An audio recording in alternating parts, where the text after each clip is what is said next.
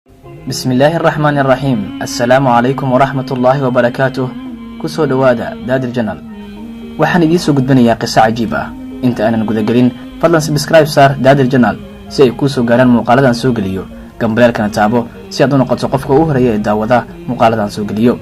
nin dadkii saalixiinta ka mid ahaa ayaa waxa uu yiri waxaan soo galay Masar waxaan arkay nin biraha ka shaqeeya ama biraha tuma isaga oo birta dabka uga soo saaraya ama uga soo bixinaya gacantiisa birtii oo aad u gaduudan gacantiisana ku gadgadinaya isaga oo aanan ku guban. waxaan isiri ninkani waa awliyo oo dabka kuma gubanayo. kadibna waan u dhawaaday waan salaamay waxaan ku yiri walaalkaygiyo ilaahaygi kugu maneystay karaamadan ayaan kugu dhaariye ee ii duceey. markaas ayuu ooyay waxa uu igu yiri walaal sida aad imoodo maahi. kadib waxaan ku yiri walaalkaygiyo waxaad sameynayso qof aanan awliyo ahayn ma sameyn karo. waxa uu yiri arintani waxay ku timid sheeko ama qiso badan.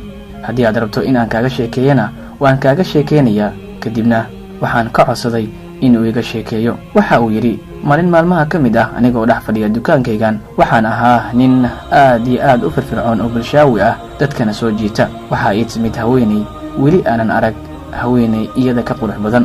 waxayna igu tiri walaalkaygiyo waxaad ilaahay dartii u bixinayso miyaad haysaa. waxaan ku yiri guriga ma ii raacaysaa aan ku isticmaale waxaad rabto oo dhanna waan ku siinayaa. kadibna cabbaar ayay i fiirisay wayna iga tagtay. in muddo ah ayay iga maqnayd. kadibna way soo laabatay oo ii timid waxayna igu tiri dan iyo baahi ayaa igu kaliftay in aan ka ogolaado in aan ku raaco ee ina keen.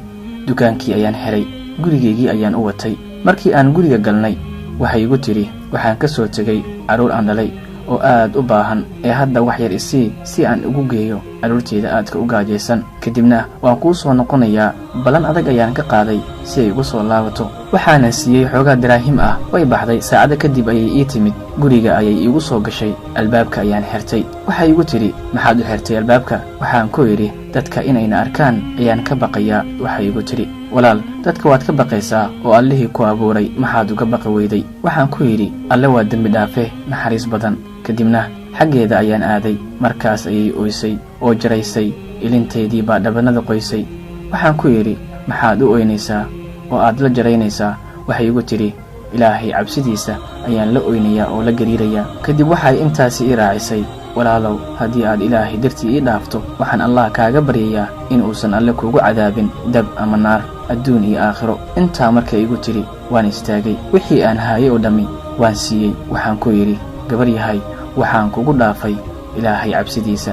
markay iga tagtay waxaa aad ii qabtay hurdo waan seexday. waxaan riyo ku arkay haweeney aad iyo aad u qurux badan madaxana ku wadata taaj ka samaysan yaquudka gaduudan. waxay igu tiri ilaahay khayr ha inaga kaasiiyo. waxaan ku yidhi oo tumaa tahay adiga. waxay igu tiri waxaan ahay hooyadii carruurta lahayd ee kuu imaanaysay ee alla dartii aad ku dhaaftay. ilaahay dab kugu guy maayo adduun iyo aakhiro. kadibna waxaan markiiba ka soo booday hurdadii. laga soo bilaabo maalinta dab oo dhan kuma guban. waxaana rajaynayaa aakhiro in aanan ku guban insha allah. qisadu waxa ay noo tilmaamaysaa wixii aad allah dartii u dhaafto inuu allah subxaanahu wa tacaala ka abaalmarinayo. fadlan sheergarey fideogan lana wadaag asxaabtaada kale si ay uga waantoobaan waxyaabo badan oo xumaan ah ay markaasi ku dhaqaaqi lahaayeen. haddii aad ku cusub tahay janaalka fadlan subscribe saar daadir janaal gambalaalkana taabo si aad u noqoto qofka ugu horeeya ee daawada. mahadsanid.